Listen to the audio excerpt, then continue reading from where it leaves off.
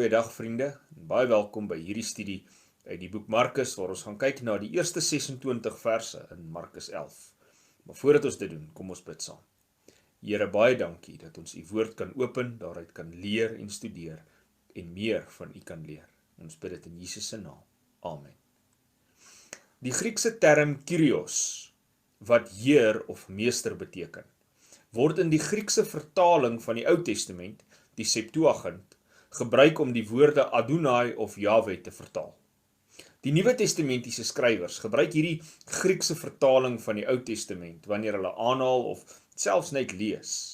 En wanneer die Nuwe Testament skrywers na Jesus as Kyrios of Here verwys, is dit met begrip van die Ou Testamentse verwysing na God as Here. Markus begin ons nou vertel van die laaste week van Jesus se aardse bediening. En in die vorige 10 hoofstukke was die fokus op 3,5 jaar se bediening. Maar die volgende 6 hoofstukke gaan fokus op hierdie laaste week. Dis duidelik dat hierdie week en veral hierdie laaste paar dae vir die evangelieskrywers van besonderse belang was. So Markus lui hierdie laaste week in met lofprysinge vir die Here. Soos hulle aan die buitewyke van Jerusalem aankom in die dorpies Betfage en Betanië wat teen die Olyfberg is, lê die stad Jerusalem met die massiewe tempelkompleks voor hulle oop. Jesus stuur 2 van sy disippels om 'n donkie in die dorpie te gaan haal en vir hom te bring. En dan lees ons dat Jesus het op die donkie geklim en het begin ry. Hierdie word baie maal as net so terloops gelees, maar hier gebeur iets baie indrukswekkends. In verse 2 lees ons dat niemand nog ooit op hierdie donkie gesit het nie. Ek weet nie van u nie, maar ek het as 'n jong seun 1 of 2 keer op 'n donkie se rug probeer bly, wat nie gewoond was om gery te word nie. En dit was onsuksesvol.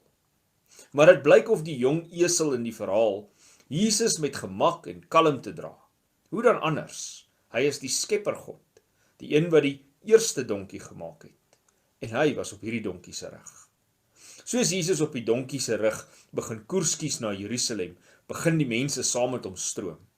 Toe gooi baie mense hulle klere op die pad oop en kap daar takke van bome af en strooi dit op die pad. En die wat voorgeloop en die wat gevolg het uitgeroep en gesê, Hosanna, geseënd is hy wat kom in die naam van die Here. Geseënd is die koninkryk wat kom in die naam van die Here. Die koninkryk van ons vader Dawid, Hosanna in die hoogste hemele. Die gebeurtenis vind plaas net voor die Paasfees in Jerusalem sou afskop. Daar is dus duisende besoekers in die stad, en watter beter tyd kan daar wees om die nuwe koning van die Jode bekend te stel. Die woord Hosanna beteken letterlik God red ons. Hoe ironies, amper profeties was daar die woorde van die skare nie. Hulle loof hulle nuwe koning as die redder, die een wat in die naam van die Here kom, die een wat die troon van Dawid gaan herstel, die een wat redding uit die hemel bring. As die skare tog maar net geweet het hoe reg hulle was. Hy sou die redder wees vir elke een van hulle. Maar nie soos hulle dit wou hê nie. En ongelukkig weet ons dat hulle hom verwerp het later. Hulle kop het vasgesteek by die Romeinse onderdrukking en hulle het gedink dat Jesus op hierdie Paasfees homself sou bekend maak as die koning wat dinge nou gaan verander. As hulle maar net geweet het hoe verkeerd hulle was. Die keiser het in die Romeinse tyd altyd op 'n pragtperd gery met 'n hele bataljon van soldate agter hom aan. En dit was 'n vreesaanjaende gesig om die keiser te sien aankom. Maar die koning van die heelal ry op 'n donkie, 'n simbool van vrede. Nie met soldate agter hom nie, maar met 'n klompie vissermanne wat agter hom aanloop. Jesus was die redder Here van die skare, al het hulle dit nie verstaan nie. En dan vind ons Jesus die volgende dag weer op pad na Jerusalem van Betanië af. Hy sien 'n vyeboom en hy gaan soek vir vrugte tussen die blare, maar hy kry niks nie. En Jesus spreek en sê vir hom, laat niemand ooit in der ewigheid van jou 'n vrug eet nie. En sy disippels het dit gehoor. Dan los Markus die leser van die boek om te wonder. Hy gaan eers bietjie later weer terugkom na hierdie boom toe. En hy gaan dadelik in 'n volgende verhaal in, die reiniging van die tempel. Of so lyk dit. Maar die reiniging van die tempel en die vervloeking van die vyeboom hou baie naby verband met mekaar. Die tempel was die episentrum van Joodse aanbidding. Dit is hier waar God teenwoordig was. Dit was 'n heilige plek. Die Jode het hulle self juis as 'n verhewe volk gesien bo al die ander volke, en die tempel was 'n bewys van hulle uitverkore status. Jesus is op pad na hierdie einste tempel toe hy die vyeboom vervloek. En hierdie vyeboom staan in Markus uit, eintlik as 'n simbool van hierdie tempel. Of eerder, 'n simbool van die Joodse volk, as 'n uitverkore volk. Indien die vervloeking van die vyeboom in afsondering gelees word, kan Jesus voorkom as 'n ongeduldige, onredelike man, wat nie beheer het oor homself nie. Maar in konteks gesien as 'n toonbeeld van die Jodendom, maak heeltemal sin.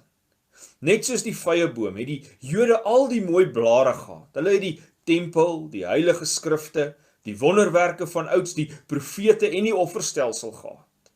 Maar as 'n mens dieper in die mooi blare begin grou het, sou jy vind dat daar niks vrugte aan is nie.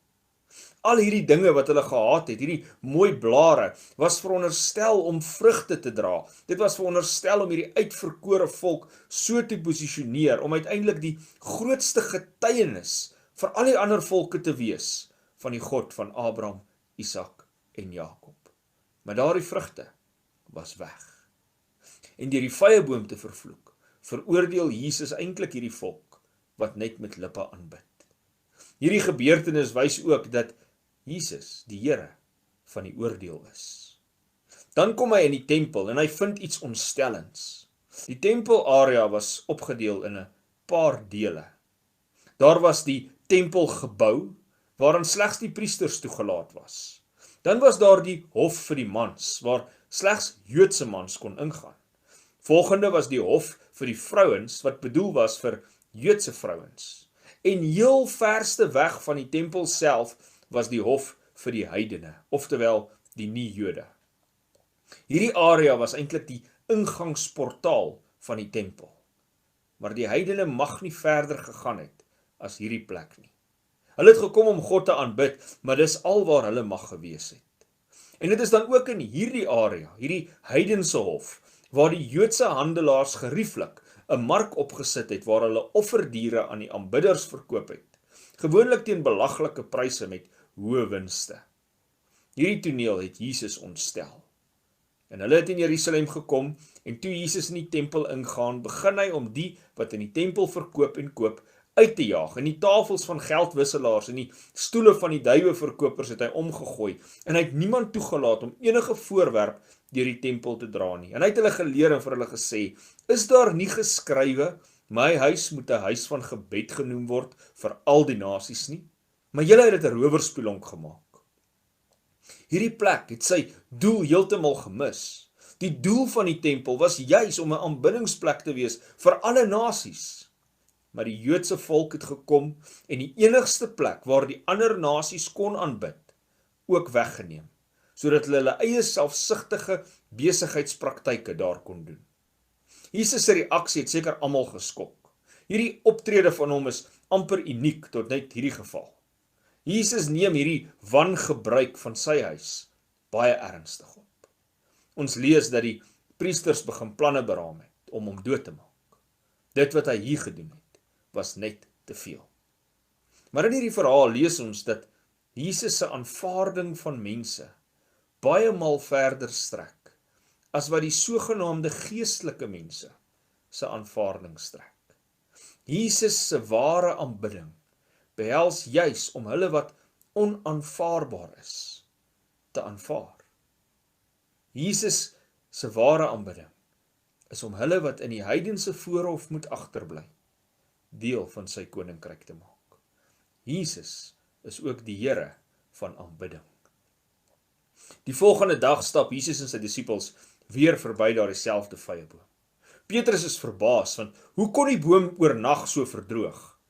Maar Jesus antwoord hom, julle moet geloof in God hê. Want voorwaar ek sê vir julle dat elkeen wat vir hierdie berg sê, hef jou op en werp jou in die see, en nie in sy hart twyfel nie, maar glo wat hy sê, sal gebeur. Hy sal verkry net wat hy sê. Die Jode het 'n sêding gehad van gooi 'n berg in die see, en dit was om 'n onmoontlike situasie te verduidelik.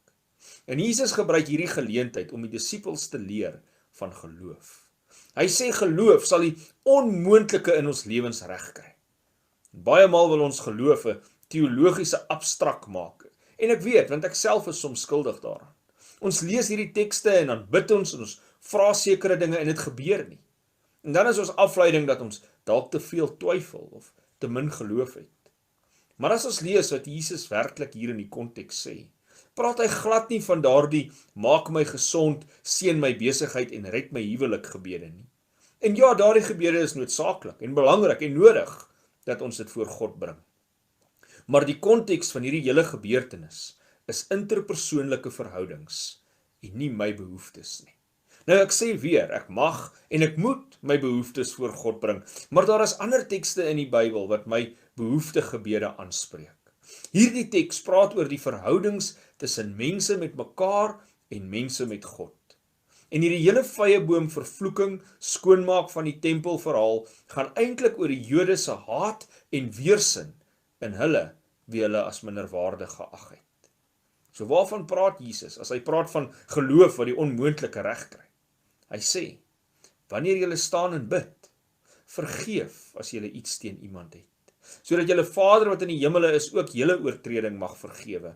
Maar as julle nie vergewe nie, sal julle Vader wat in die hemel is ook julle oortredinge nie vergewe nie. Hierdie werk van geloof, hierdie onmoontlike werk van geloof, is die rekonsiliasie tussen mense met mekaar en met God. Dit is 'n onmoontlike taak om dit reg te kry sonder geloof.